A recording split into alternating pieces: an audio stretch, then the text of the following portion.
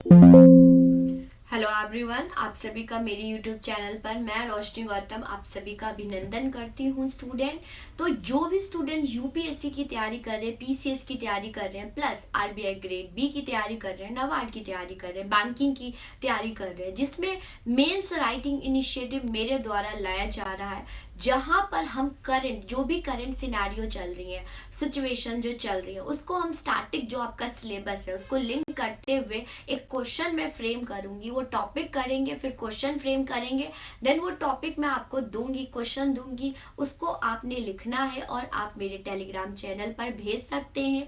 वहां पर मैं एनालाइज करूंगी क्वेश्चन को, सजेशन दूंगी। तो ये सब आपके लिए है UPSC GS economic paper, right. UPSC economic या फिर आरबीआई ग्रेड बी नाबार्ड के लिए बहुत ज़्यादा ये ज़रूरत होने वाली है। तो आज जो हम टॉपिक डिस्कस करेंगे that is food security in India. अब ये मैं ये टॉपिक ही क्यों चूज करके लेके आई हूँ, तो स्टूडेंट जैसे कि करंट सिनेरियो की बात करें तो यहाँ पर इंडेक्स रिलीज किया जाता है, आप सभी को मालूम है। एसडीआई होती है, एमपीआई इंडेक्स होता है, यहाँ पर हंगर इंडेक्स रिलीज किया गया है, जहाँ पर इंडिया का रैंक 111 है। बहुत ज़्यादा कम रैंक है, मतलब कम रैंक मतलब कि हंगर बहुत ज़्यादा है। 125 आउट ऑफ 125 कंट्री में, मतलब कि सोचने वाली बात है। यहाँ पर इंडिया का हंगर इंडेक्स इतना कम क्यों है, क्या चैलेंजेस है, क्या सरकार की इनिशिएटिव है फूड सिक्योरिटी के लिए, इस पे हम आज की क्लास पे चर्चा करेंगे। चलिए देखते हैं यहाँ पर क्या क्या हो सकता है। इंट्रोडक्शन में लिख सकते हैं आप, ये रिलीज कौन करता है, यूरोपियन एनजीओ, जो कि एनुअली बेसिस पर रिलीज किया जाता है। 4 इंडिकेटर होते हैं student, under nourishment, child wasting और चाइल्ड स्टंटिंग। एज के साथ हाइट बढ़ रही है, एज के साथ वेट बढ़ रहा है, ये देखा जाता है। चाइल्ड मोर्टेलिटी, मतलब कि जो बच्चे हैं उनकी डेथ रेट कितनी है, ये देखा जाता है। और इस पे जीएचआई स्कोर निकाला जाता है। इंडिया की बात करें तो एक 28.7 जो है स्कोर है, मींस यहाँ पर सीरियस केस में है स्टूडेंट। यस, आप देख पा रहे हैं, लो, मॉडरेट और सीरियस, मतलब इंडिया का जो स्कोर है वो सीरियस में फॉल कर रहा है। अगर हम नेबरिंग कंट्री की बात करें स्टूडेंट, तो इनकी काफ़ी ज़्यादा पोजीशन है। तो जैसे मैंने आपको बोला, इंडिया इसको बहुत ज़्यादा क्रिटिसाइज कर रहा है कि जो डाटा रिलीज हुआ है वो ऑथेंटिक नहीं है या फिर सही नहीं है, यहाँ पर इसको फिर से देखना चाहिए। क्योंकि आप देख ही पा रहे हैं पाकिस्तान का रैंक भी हमसे बेटर है, बांग्लादेश, नेपाल, श्रीलंका का। लेकिन देखते हैं इस पे क्या है। हमने इसको फ्रेम करना है फूड सिक्योरिटी, जो कि आप स्टैटिक पोर्शन से आता है। तो चलिए फूड सिक्योरिटी के बारे में बात करेंगे। सरकार फूड सिक्योरिटी के लिए क्या इनिशिएटिव लेके आई है और क्या क्या चैलेंजेस है इंडिया में फूड सिक्योरिटी, और क्या वे फॉरवर्ड हो सकता है। उसके बाद मैं आपको क्वेश्चन दूंगी, उस क्वेश्चन को आपने लिखना है स्टूडेंट। आप सभी के लिए इनिशिएटिव है, तो ज़्यादा से ज़्यादा आप लोग पार्टिसिपेट करें, राइट। तो चलिए फूड सिक्योरिटी की बात करें तो अकॉर्डिंग टू FAO मतलब food and agriculture organisation, food security मतलब होता है all the people all the time physically and economically, मतलब कि अप्रोचेबल होना चाहिए, एसेसेबल होना चाहिए। मीन्स आप अगर जहाँ रहते हैं उसके आसपास खाना अवेलेबल होना चाहिए। इकोनॉमी मतलब इतना आपके पास पैसा होना चाहिए कि आप उसको खरीद पाए।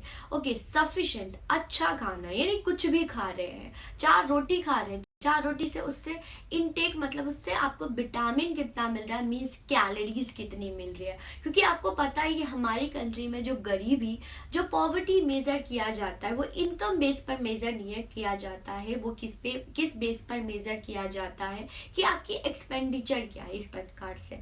तो sufficient, safe and nutritional food होना चाहिए, ताकि जो नीड है लोगों की वो फुलफिल हो सके और वो अच्छी एक्टिव एंड हेल्दी लाइफ जी पाए। तो ये डेफिनेशन इज वेरी इंपॉर्टेंट, इसको कोट कर सकते हैं।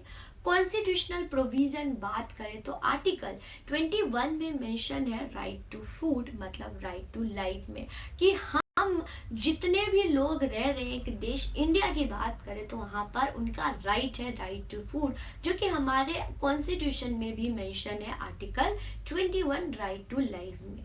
अब 3A है स्टूडेंट, 3A मीन्स अवेलेबल होना चाहिए, एसेसिबल होना चाहिए, एब्जॉर्शन होना चाहिए, मीन्स अवेलेबल, इतना खाना हर टाइम अवेलेबल होना चाहिए, मतलब देश में ही शॉर्टेज नहीं होना चाहिए, ये बात कि क्राइसिस नहीं होना चाहिए खाना का, ये बात बोले गए। Production, distribution, storage, very important, इसको लिखिएगा। फूड का प्रोडक्शन होना चाहिए, डिस्ट्रीब्यूशन होना चाहिए, स्टोरेज होना चाहिए। एसेस टू फूड मतलब इकोनॉमिकली और फिजिकली एसेस होना चाहिए, आसपास मिलना चाहिए और आपके पास इनकम होना चाहिए उसको खरीदने के लिए। प्रॉपर यूटिलाइजेशन होना चाहिए, ऑब्जर्व और यूटिलाइज कर सके न्यूट्रिशनल फूड, अच्छा खाना, कुछ भी नहीं चलेगा यहाँ पर, राइट, इस प्रकार से। तो ये प्रीलिम्स में भी पूछ लिया जाता है, 3A याद रखिएगा। अगर बात करें तो नेशनल फूड सिक्योरिटी एक्ट भी पास किया गया है 2013 में। ये देखिए लोकसभा में अगस्त 7 में पास हुआ था, पास अगस्त 26 में हुआ, फिर राज्यसभा में पास होके, और फूड सिक्योरिटी एक्ट मतलब हमारी क्या है, ये राइट है, राइट है कि हम 2 वक्त का खाना खाएं, 2013 में पास हुआ। चलिए नेक्स्ट स्टेप पर बढ़ते हैं, सरकार की क्या इनिशिएटिव है फूड सिक्योरिटी को लेकर, कौन कौन सी स्कीम है, कौन कौन सी पॉलिसीज है। तो पहला बात करते हैं फूड डिस्ट्रीब्यूशन सिस्टम।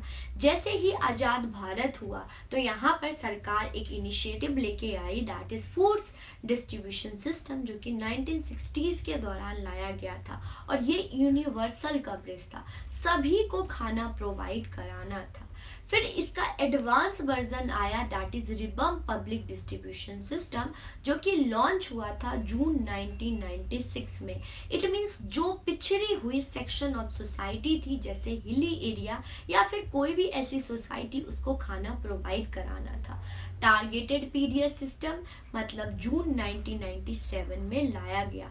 मतलब टारगेटेड क्या होता है स्टूडेंट, कि अभी सरकार के पास इतना खाना नहीं है कि वो सबको दे, मतलब उस पे ध्यान दो जो कि बिल्कुल पुअरेस्ट ऑफ द पुअर है, वर्नेएबल सेक्शन ऑफ सोसाइटी है, उस पे ध्यान दो, राइट, जो बिल्कुल वर्स कंडीशन है, डिप्राइव कंडीशन में, उसको खाना दो, राइट। जैसे कि आप पॉवर्टी में मेजर पढ़ते होंगे, हेड काउंट रेशो है, स्क्वायर पॉवर्टी गैप रेशो है, इस पे मतलब जो स्क्वायर पॉवर्टी गैप बिल्कुल डिप्राइव जो है उस पे फोकस करना है। इसलिए अब जो है टारगेटेड पब्लिक डिस्ट्रीब्यूशन जो है सरकार लेके चलती है, और इक्वालिटी पर नहीं, इक्विटी पर, जिसको जरूरत है उसको दो, राइट, तभी आप इनइक्वालिटी को क्या कर सकते हो, रिड्यूस कर सकते हो।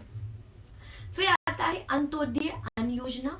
ये याद रखिएगा स्टूडेंट, दिसंबर 2000 में लाया गया था। अंत्योदय अन्न योजना क्या होता है, मीन्स यहाँ पर फेयर प्राइस पर खाना प्रोवाइड कराना है सरकार के द्वारा। याद रखिएगा फेयर प्राइस है, फ्री प्राइस नहीं है, फ्री वर्ड मत लिखिएगा, फेयर लिखिएगा।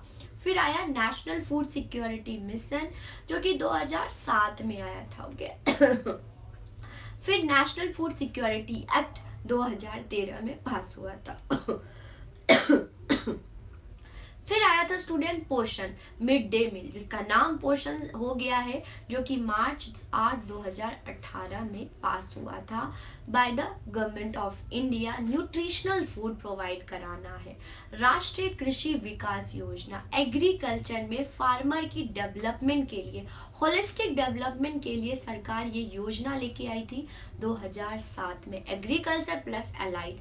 अगर फार्मर अच्छा यूज ही करेगा, अगर फार्मर अपनी प्रोडक्टिविटी इंक्रीज नहीं करेगा, तो इकोनॉमी में मतलब इंडिया में फूड की शॉर्टेज हो जाएगी।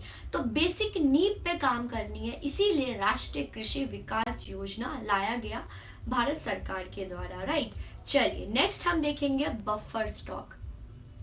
सरकार के द्वारा बफर स्टॉक मतलब कि प्रोक्योरमेंट किया जाता है। फार्मर ने प्रोड्यूस किया, उसके बाद गवर्नमेंट के द्वारा उसको प्रोक्योर कर लिया जाता है और धीरे धीरे सप्लाई किया जाता है जैसे जैसे इकोनॉमी में डिमांड होती है, राइट। ये होता है एफसीआई। इसको कौन मैनेज करता है? जो यहाँ पर है institution call FCI, food corporation of India. ये मिनिमम सपोर्ट प्राइस पर फार्मर से लेती हैं और इसको फीडीएस के थ्रू डिस्ट्रीब्यूट करती हैं, जो कि स्टैब्लिश हुआ था 1965 में और कॉर्पोरेशन एक्ट 1964 में। ओके, यहाँ पर नेशनल फूड पॉलिसी के अंडर बफर स्टॉक, मतलब बफर कि आपने इन्वेंट्री करना, स्टॉक करना है, राइट। ये है। अब नेक्स्ट टॉपिक हम देखेंगे चैलेंजेस, मतलब फूड सिक्योरिटी में कौन कौन से चैलेंजेस होते हैं, जो कि मैं करंट से रिलेटेड भी एग्जांपल्स आपको कोट दूंगी। सबसे पहले सॉइल हेल्थ की बात करें तो अगर सॉइल हेल्थ की बात करें तो फिलहाल बहुत ज़्यादा डिग्रेड हो चुकी है। आफ्टर ग्रीन रेवोल्यूशन तो सॉइल की हेल्थ है बेचारा बहुत बीमार हो चुका है, बहुत ज़्यादा। इसको बहुत ज़्यादा हेल्थ की ज़रूरत है।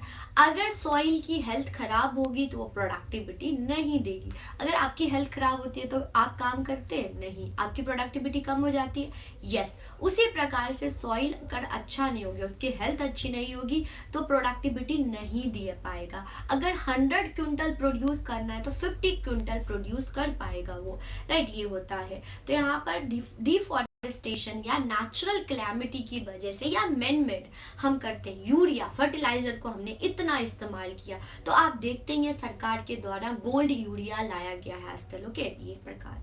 फिर इन्वेजिव ऑफ वेब थ्रेड्स मतलब पेस्टिसाइड। ओके, यहाँ पर बहुत ज़्यादा पेस्टिसाइड्स होते हैं या जिससे यहाँ पर ये भी लिख सकते हैं कि जानवरों के द्वारा फसल खराब कर दिया जाता है। इसके लिए तो सरकार इसके लिए इंश्योरेंस लेके आती है, राइट। ये है। फिर आता है लैक ऑफ एफिशिएंट मैनेजमेंट, मतलब कि अच्छे से मैनेजमेंट नहीं होता है, ना ही डिस्ट्रीब्यूशन होती हैं अच्छे से। फूड डिस्ट्रीब्यूशन सिस्टम अच्छे से नहीं होता क्योंकि लीकेजेस होती हैं, करप्शन होता है, राइट। मिडलमैन बहुत ज़्यादा खा जाती हैं, आप सब अवेयर होंगे। एरर होता है, अच्छे से देखभाल नहीं होगा, मैनेजमेंट नहीं होगा तो एफिशिएंट की वजह से, प्रॉपर एफिशिएंट मैनेजमेंट नहीं, इलीगल ट्रेडिंग हो जाती है, इनकी वजह से भी हो जाता है। प्रोक्योरमेंट बहुत ज़्यादा स्टूडेंट, बहुत बार न्यूज़ में आप सुनते होंगे कि यहाँ पर जो भी एफसीआई या फिर सरकार ने प्रोक्योर किया वो बारिश की वजह से खराब हो गया है। आपको पिक्चर दिख रहा होगा, इमेजिन कर रहे होंगे इस प्रकार से। तो सरकार मिनिमम सपोर्ट प्राइस पर राइस और वीट लेती हैं जिसको प्रोक्योर नहीं कर पाते हैं। इन प्रॉपर अकाउंटिंग और स्टोरेज फैसिलिटी ही नहीं है, स्टोरेज करने के लिए जगह ही नहीं है, जिसकी वजह से ये चैलेंजेस फूड सिक्योरिटी शॉर्टेज देखने को मिलता है। क्लाइमेटिक चेंज, अभी ही आपने देखा इस बार जो हमारी क्लाइमेटिक सिचुएशन थी वो जो बहुत ज़्यादा प्रॉब्लम थी जिससे हमें टमाटर का प्राइस बहुत ज़्यादा राइज देखने को मिला। तो वन ऑफ द फैक्टर हो जाता है फूड जो है शॉर्टेज के लिए। फिर supply chain distortion, Russia Ukraine war, कोविड-19 की वजह से यहाँ पर ग्लोबल सप्लाई चेन पर इफेक्ट किया है जिसकी वजह से स्कार्सिटी मतलब कि कमी देखने को मिलता है।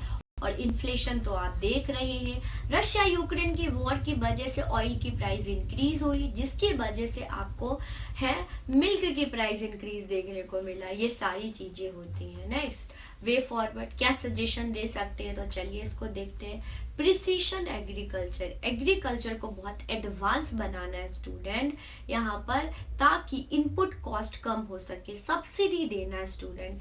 ये तो WTO ने भी बोला है, वर्ल्ड ट्रेड ऑर्गेनाइजेशन तो इंडिया को भी बोल चुका है क्योंकि हमारी जो फार्मर है वो बहुत ज़्यादा गरीब है तो यहाँ पर सब्सिडी देंगे। वैसे सब्सिडी देना WTO के अकॉर्डिंग अलाउ नहीं है, फिर भी इंडिया ने परमिशन ले रखा है जिसको बहुत सारे कंट्री भी बहुत ज़्यादा क्रिटिसाइज करते हैं। ओके, तो इस प्रकार से एडवांस टेक्नोलॉजी होगी तो जो काम 4 घंटे में होना है वो 1 घंटे में होगा, इस प्रकार से।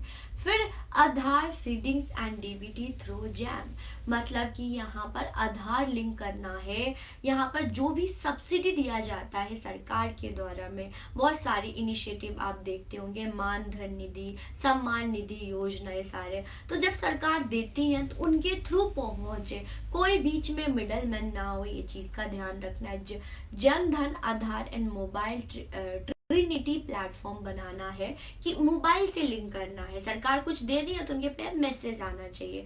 डीबीटी होना चाहिए, मिडलमैन का अबॉलिशन होना चाहिए, मिडलमैन नहीं आना चाहिए। फिर ट्रांसपेरेंसी होना चाहिए फूड स्टॉक होल्डिंग में, कितना सरकार ले रही है, कितना डिस्ट्रीब्यूट कर रही है, कितना स्टोरेज हो रहा है, कितना राशन शॉप पे जा रहा है, कि राशन शॉप जो है आपको पता है राशन शॉप को डिस्ट्रीब्यूट करने को देता है, वो हाई प्राइस में सबको बेच देता है, तो वो चीज़ नहीं होना चाहिए। ब्लॉक लेवल, विलेज लेवल पर ये चीज़ देखनी चाहिए। ओके, ट्रांसपेरेंसी होनी चाहिए, इस प्रकार से देखना है। अम्ब्रेला अप्रोच देखना है, जैसे कि इनइक्वालिटी को कम करना है, फूड डाइवर्सिटी करना है, सबको प्रोवाइड, मतलब एक पुअरेस्ट ऑफ द सेक्शन को जाके देना है, राइट। यहाँ पर एनवायरमेंटल जस्टिस होना चाहिए, होलिस्टिक मतलब इंक्लूसिव सस्टेनेबल होना चाहिए, इतनी प्रोडक्टिविटी हमारी एग्रीकल्चर की हो कि वो सस्टेनेबल हो, इन चीज़ों का ध्यान देना है। ओके स्टूडेंट, तो फूड सिक्योरिटी को हमने स्टैटिक को लिंक करते हुए, करंट को लिंक करते हुए इस चीज़ को पढ़ा, राइट। ऐसे ही मैं आपके लिए क्वेश्चन फ्रेम करके लेके आऊंगी। तो आज क्वेश्चन ऑफ द डे होगा, in the light of global hunger index 2023 में अभी रिलीज हुआ है, राइट। तो hunger and food insecurity, serious क्या है, level of hunger and food insecurity. Briefly outline one government initiative aim at addressing their challenges. Government initiative पूछा गया है, discuss it potential impact and notable outcomes, क्या हो सकते हैं वे फॉरवर्ड में आपने लिखना है। तो इस प्रकार से आपने करना है। अब मैं थोड़ा सा आपको बता देती हूँ जो कि न्यू है, ओल्ड होंगे तो पता होगा आपने क्या लिखना है, इंट्रोडक्शन लिखना है, बॉडी में लिखना है, इंट्रोडक्शन में दिए, बॉडी में इनका जो पूछा गया है, फिर कंक्लूजन करेंगे, वे फॉरवर्ड देंगे, कंक्लूजन करेंगे, एंड देन आपने लिख के मुझे सबमिट करना है टेलीग्राम, जो कि नीचे डिस्क्रिप्शन बॉक्स में मिल जाएगा, उसको आप करेंगे, राइट स्टूडेंट। तो आपके लिए बहुत ज़्यादा इनिशिएटिव आपके लिए लाया गया, ज़्यादा से ज़्यादा इसको शेयर करेंगे ताकि सारे स्टूडेंट को हो, राइट। ये फ्री ऑफ कॉस्ट है आप सभी के लिए स्टूडेंट। तो चैनल पर नए होंगे तो चैनल को सब्सक्राइब कर दीजिएगा, बेल आइकन दबा दीजिएगा। नेक्स्ट लेक्चर में मिलते हैं, आप सभी का शुक्रिया, धन्यवाद। पढ़ाई करते रहिए, ऑल द बेस्ट।